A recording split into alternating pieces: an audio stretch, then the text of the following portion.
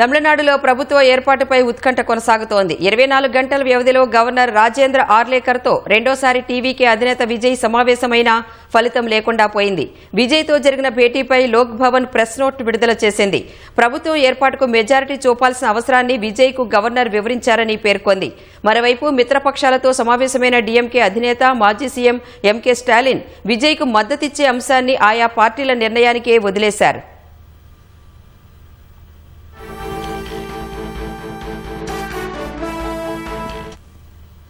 Tamil Nadu assembly ఎన్నికల్లో 108 స్థానాలతో అతిపెద్ద పార్టీగా అవతరించిన టీవీకే అధినేత విజయ్ మరోసారి గవర్నర్ రాజేంద్ర ఆర్లేకర్తో సమావేశమయ్యారు.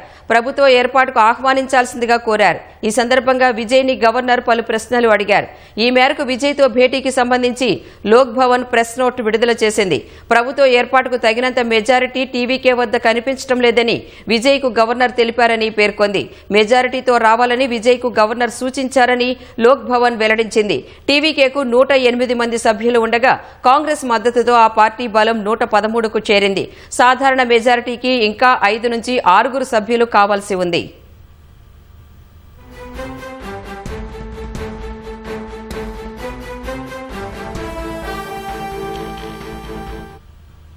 డీఎంకే కూటమిలో ఉన్న వీసీకే వామపక్షాలను టీవీకే మద్దతు కోరిన వేళ చెన్నైలో మిత్రపక్షాలతో డీఎంకే అధినేత స్టాలిన్ సమావేశమయ్యారు.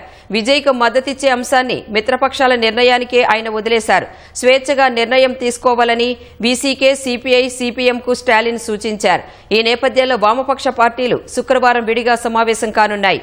టీవీకేకు మద్దతిచ్చే అంశంపై చర్చించనున్నట్లు సిపిఐ తమిళనాడు కార్యదర్శి వీరపాండియన్ వెల్లడించారు. మరోవైపు సిపిఐ, సిపిఎం, వీసీకే, ఐయుఎంఎల్ పార్టీలను మరోసారి మద్దతు కోరినట్లు టీవీకే తెలిపింది.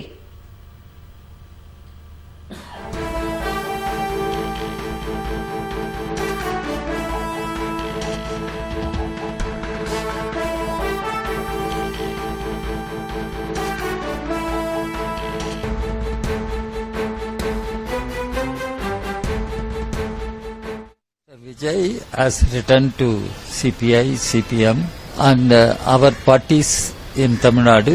They have called the urgent meetings of the state leaderships, state secretariat, executive of our party. They are going to discuss, and after all, as left parties we have a democratic process of taking decisions.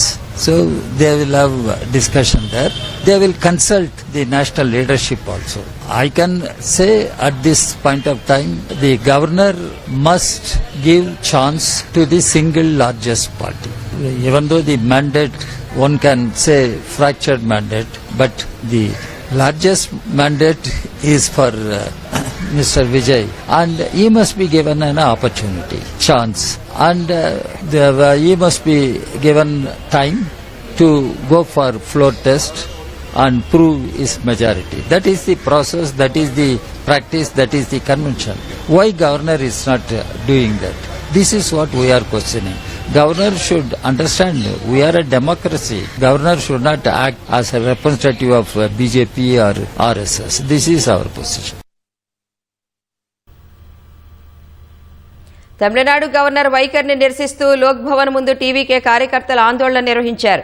టీవీకేను ప్రభుత్వం ఏర్పాటు చేసేందుకు ఆహ్వానించాలని demand చేశారు. Governor వైఖరి రాజ్యాంగ విరుద్ధమన్న కాంగ్రెస్ రేపు తమిళనాడు వ్యాప్తంగా ఆందోళనకు పిలుపునిచ్చింది. మోదీ, అమిత్ షా ఒత్తిడి వల్లే గవర్నర్ ఆలస్యం చేస్తున్నారని ఆరోపించింది. లోక్ భవన్లో బలం నిరూపించుకోవాలని కోరే హక్కు గవర్నర్కు లేదని స్పష్టం చేసింది. అసెంబ్లీలోనే బలపరీక్ష జరగాలని రాజ్యాంగం చెబుతోందని తేల్చి చెప్పింది. First, the Bombay case judgment. How to read our Honorable Excellency Governor. So already said very clearly, this is the judgment of the Bombay case. Anybody's single largest party to invite from the government. Then the floor test is there. Within 2 weeks or 4 weeks, they can do the floor test. So you don't want follow the Indian Constitution or Bombay judgment. He is doing according to instruction from BJP headquarters. He is doing here. This is against Indian Constitution. Where Congress party condemning. మరోవైపు Tamil Nadu governor తీరును నిరసిస్తూ మక్కల్ నీధి మయ్యం అధినేత కమల్ హాసన్ ఎక్స్లో post చేశారు. మెజార్టీని రాజ్భవన్లో కాదని అసెంబ్లీలో నిరూపించుకోవాల్సి ఉంటుందని తెలిపారు.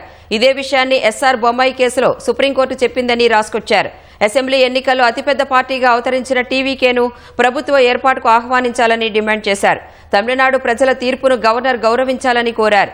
మరో నటుడు ప్రకాష్ రాజ్ విశాల్ కూడా ఇదే అభిప్రాయాన్ని వ్యక్తం చేశారు. తమిళనాడు గవర్నర్ నిర్ణయం విస్మయానికి గురిచేసిందని బీజేపీ నేత సుబ్రహ్మణ్య స్వామి అన్నారు.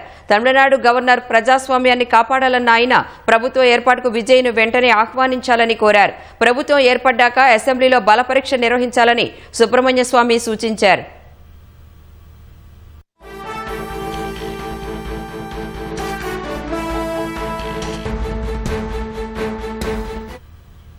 అటు విజయ్కు అధికారులు భద్రత తగ్గించారు. 2 రోజుల నుంచి విజయ్ వెంట ఉన్న కాన్వాయ్ను తొలగించారు. ఆయన నివాసం వద్ద ఏర్పాటు చేసిన మెటల్ డిటెక్టర్ను అధికారులు తొలగించారు. ముఖ్యమంత్రిగా ప్రమాణం చేసే వరకు కాన్వాయ్ వద్దని విజయ్ స్వయంగా అధికారులకు విజ్ఞప్తి చేసినట్లు టీవీకే వర్గాలు తెలిపాయి. ఈ నెల 4న అసెంబ్లీ ఎన్నికల ఫలితాలు వెలువడిన తర్వాత అధికారులు విజయ్కు 4 వాహనాలతో కాన్వాయ్ ఏర్పాటు చేశారు. ఆయన నివాస వద్ద కూడా భద్రత పెంచారు.